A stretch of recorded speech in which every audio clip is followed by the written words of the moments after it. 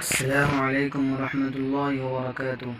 محترم ناظرین اکرام، آج کی ہماری گفتگو ہے بارش کے متعلق۔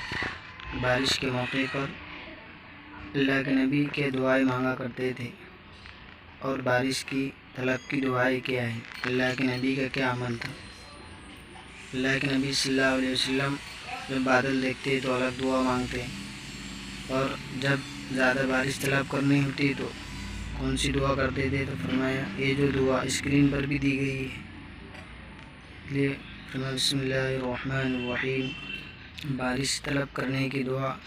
اللہم اغثنا غیثا مغیثا مریئا مریعا نافعا غیر ضار عاجلا غیر آجل۔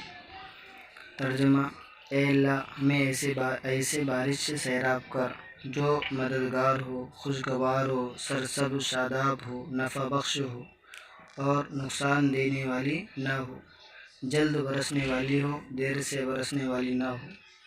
اور 3 مرتبہ پڑھا کرتے تھے اللہم اغثنا، اللہم اغثنا، اللہم اغثنا، اے اللہ بارش برسا، اے اللہ بارش برسا۔ اور اگر بارش ہوتی تو زیادہ طلب کی دعا فرماتے اللہم صیبا نافعا۔ اس لیے دعا کو دھیان سے پڑھے اور دعا کا ورد کرتے رہے۔ السلام علیکم ورحمۃ اللہ وبرکاتہ۔